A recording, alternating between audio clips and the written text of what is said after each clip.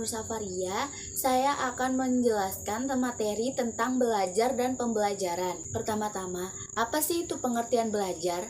Pengertian belajar merupakan suatu proses perubahan tingkah laku sebagai hasil interaksi individu dengan lingkungannya dalam memenuhi kebutuhan hidupnya.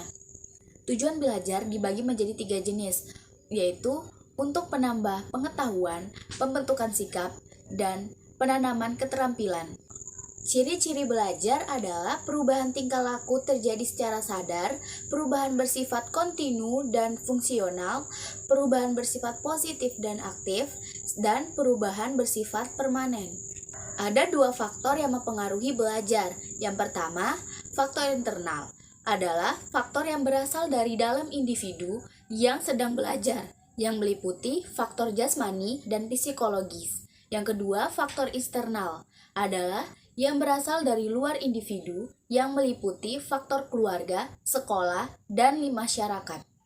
Saat belajar, kita juga membutuhkan motivasi. Motivasi itu motivasi dalam belajar. Apa sih motivasi itu? Motivasi adalah suatu proses yang mendorong atau mempengaruhi seseorang untuk mendapatkan atau mencapai apa yang diinginkannya, baik itu secara positif maupun negatif.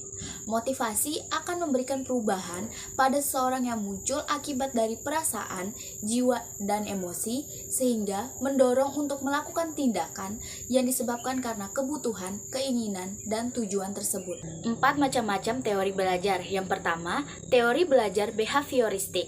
Teori belajar behavioristik adalah perubahan dalam tingkah laku sebagai akibat dari interaksi antar stimulus dan respon.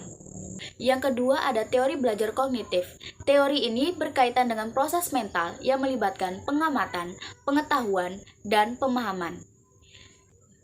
Yang ketiga ada teori belajar konstruktivisme, yaitu pembelajaran yang bersifat generatif, yaitu tindakan mencipta sesuatu makna dari apa yang dipelajari.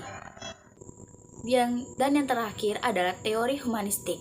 Menurut teori humanistik, tujuan belajar adalah untuk memanusiakan manusia. Proses belajar dianggap berhasil jika si pelajar memahami lingkungannya dan dirinya sendiri. Selanjutnya adalah pengertian pembelajaran. Apa sih pembelajaran itu? Pembelajaran adalah proses interaksi peserta didik dengan pendidik dan sumber belajar pada suatu lingkungan belajar yang meliputi guru dan siswa yang saling bertukar informasi. Macam-macam metode yang digunakan dalam pembelajaran. Yang pertama metode ceramah, yang kedua metode latihan, yang ketiga metode tanya jawab, yang keempat metode diskusi, dan yang kelima metode pemberian tugas dan resitasi. Guru juga memiliki peran dalam aktivitas pembelajaran. Peran guru menurut Dejamara yaitu yang pertama korektor, yang kedua inspirator, yang ketiga informator, yang keempat organisator, dan yang kelima motivator. Prinsip-prinsip belajar dan pembelajaran. Yang pertama, ada prinsip perhatian dan motivasi. Yang kedua, ada prinsip transfer dan retensi. Yang ketiga, ada prinsip keaktifan. Yang keempat, ada prinsip keterlibatan langsung. Dan yang kelima, ada prinsip pengulangan. Dan materi yang ketiga yaitu evaluasi pembelajaran. Evaluasi pembelajaran adalah suatu sistematika untuk menetapkan sejauh mana ketercapaian tujuan pembelajaran. Fungsi dan tujuan pembelajaran adalah untuk pengembangan dan untuk akreditasi. Jenis-jenis evaluasi. Yang pertama, ada evaluasi diagnostik, yang kedua, evaluasi selektif, yang ketiga, evaluasi penempatan, yang keempat, evaluasi formatif, dan yang kelima, evaluasi sumatif. Jenis-jenis masalah dalam belajar. Yang pertama, berkurangnya motivasi para peserta didik untuk belajar atau berpartisipasi di dalam belajar. 2. Semakin banyaknya siswa yang membolos pada saat jam pelajaran dimulai.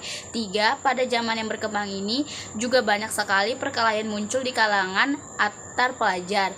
4. Prestasi siswa yang semakin rendah dan mengalami kemerosotan nilai. 5. Semakin menipisnya etika dan kesopanan di dalam belajar.